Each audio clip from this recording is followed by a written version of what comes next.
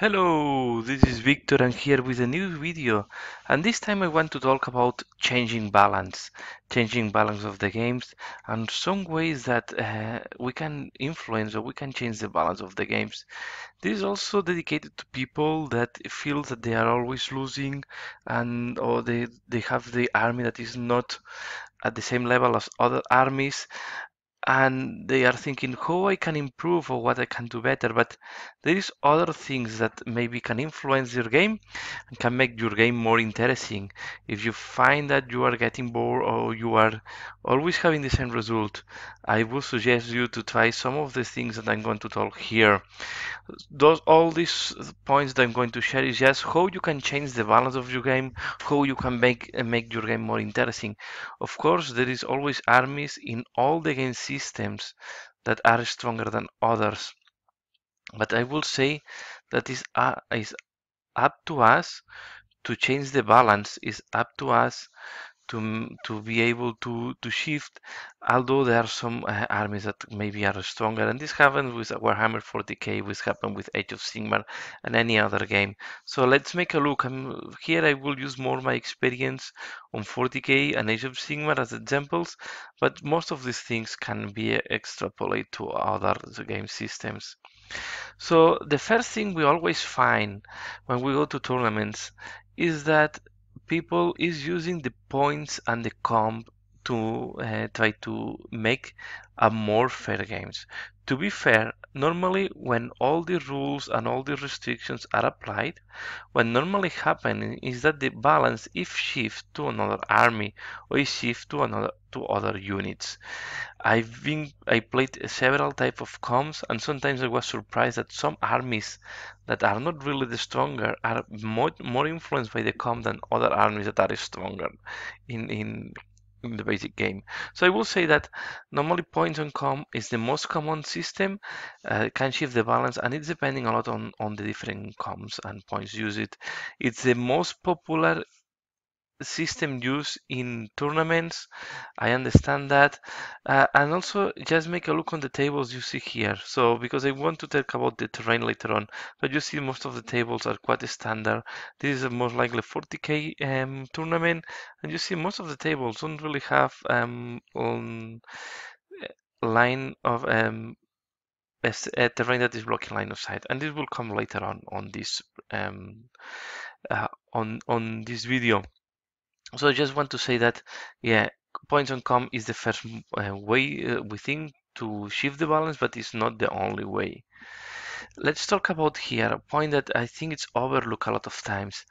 Changing the point level that you play, the size of the game, can really shift, can really change what is the strong army, can really make the game more interesting. And I really encourage everybody not to get stuck to play always the same points level. Uh, Here we see in these pictures two extreme armies. One is almost is an apocalypse size game, and the other one is more a standard, is more a kill team. And in between, you can have almost any army that you want. So my experience is telling me that armies that can be super strong, at for example in 40k, armies that are very strong at 1,500 points, 2,000 points, are not that strong when we try to play kill teams or are more balanced. So I suggest you not always play the same level of points. Experiment and try very small games. And also from time to time, it's nice to play some big games. Big games, there are so much stuff that normally the games is balanced because there is too much stuff on the table. Small games, I was surprised, but kill teams most of the times in 40k are more balanced than 1500 points. So, and the same is applying to Age of Sigmar. I suggest we are going to have points there. Don't play always the same number of points. Don't play always the same size of games. Try to change the point level, and you will be surprised that sometimes units, for example, in 40k, advent note that it's useless or almost useless at 1500 points or 2000 points. Advent note can be a very strong choice when you play 500 points, and the tactical options and the fun of the game is the same. So I suggest you to change the game's level, experiment, and you will see that some units that for you looks useless maybe are not useless anymore because at this level of points they are more interesting. Mission. How many times you have played this mission? One player in one side, the other player on the other side. We play kill points. We play just the standard. Experiment with the mission objective. The mission objective combined with the level of points can always make the game more interesting, can shift the game, can make the game, can shift the balance of the game to any direction. For example, in 40k, we had two opposite type of missions. We had the relic, where you want to hold just one objective in the middle, take it and get it with you. There, the Death Stars uh, are really playing very strong. But then you have missions where you have to take multiple objectives, and then the Death Stars are not as useful because they cannot get multiple objectives because you're concentrating the points. So if you kill the satellites of a Death Star army, then this army can have difficulties to get other objectives. The new milestone missions for 40k are very interesting. And in Age of Sigmar, please don't always play to kill your opponent. Experiment other missions, try to invent your missions, try to change the mission. And you will see that sometimes just by doing that, you will find the game have changed a lot. Also play the role of attacker and defender. You don't need always to play symmetric battles.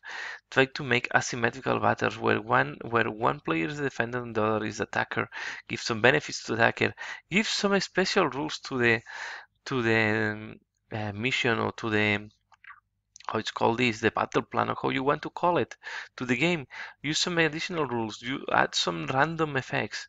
This will you will see how the balance is shifting, how now the armies are not anymore that unbalanced, and maybe the army that normally is the less strong is becoming the stronger one. So I suggest you to combine this with the previous part. And also together with that, we go to my last point on other things that can shift the balance. And here you see this is connecting with my first picture, the tournament. You see here two tables. The bottom one is a desert. Of course, at the bottom one, any shooting army have advantage versus any other army. There is a big void in the middle of the battlefield. So why you will expect anything different than the shooting army can be the victorious. But then look at the top one where you have all this dense terrain. There the close combat in 40k will be more important, and this can completely change the way an army is strong. So I always see people complaining about the balance of the game, that the shooting is the ones that are they have the most benefit. Of course, look at the bottom. If you have Tau versus Orc, who you think that will win this battle? If you play in Tau versus Orc, no, make the same supposition on the top one where you have more buildings, where you have more stuff. 40k, for example, I think is more thing to play in the table like the one on the top. I don't say that you always have to play in hyper dense terrain. You can find something always in between. And I will say in Age of Sigmar, maybe the terrain is not that decisive, but I'm pretty sure that in other games the terrain is also key.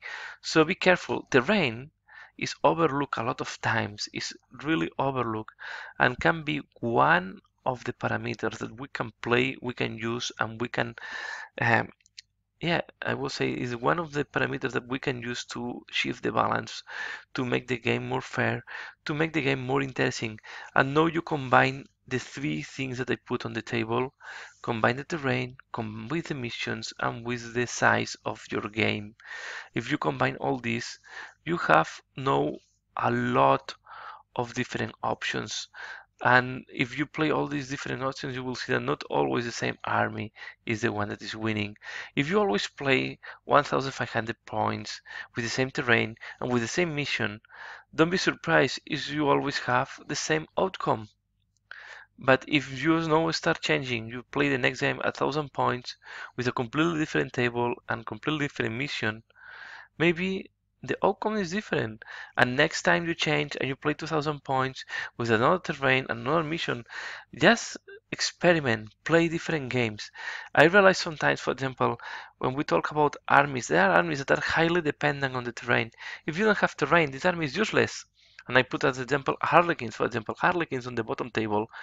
You cannot play, you are killed on the second turn. On the top table, where you have buildings, the Harlequins can do a very good role. And maybe there are armies that will be the king on the bottom terrain are not going to be the king on the top terrain. So use the terrain to change, to force, to adapt, use other missions because at the end this is a game where we want to challenge ourselves, where we want to play different ways, we want to have different challenges, where we want to experiment.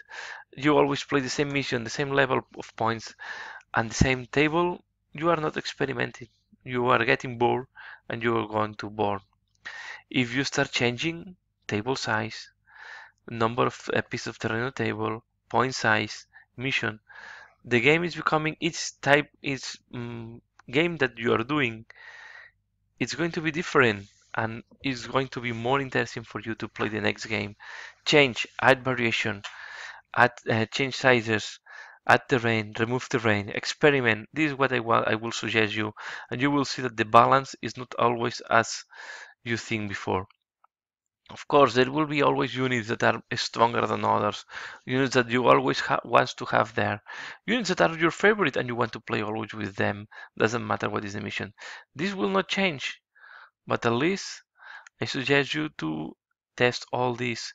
Try from kill team, for example, in 40k to 2000 points. In Age of Sigmar, try from games of the size of 200 to 500 points, and then play games of 2000 points, and you will see that not always all the units, all the heroes are always the same. And of course, if you play low cost, there are units that will not be present because they are too expensive for this point level. This is just some advice that I want to share with you. I have seen always people complaining that the game is not balanced, that it's not changing, that it's getting bored. I will suggest, did you play it? Did you try to play different in a different way to challenge yourself? If you think that you're winning very easily, challenge yourself. Go to terrain that is not easy for you. Go to a mission that is not easy for you, and give options to your opponents to have better role. And that's all that I wanted to share. Of course, you can support me just by sharing, liking, commenting. And if you want to support me further, you can also always support me in Patreon. Uh, yeah, and as I say, that's all. I'm looking forward to see your comments below. Very interested to see what do you think about this topic. And for now, that's all. Just I want to share some of my point of view and some things that most of the times are overlooked by people that is playing always displaying 40k and in the past Warhammer Fantasy. And I want to avoid to have the same type of issues in Age of Sigmar, so let's encourage the community to play different ways the same game. That's all for now. As usual, thanks a lot for watching and see you again later. Bye.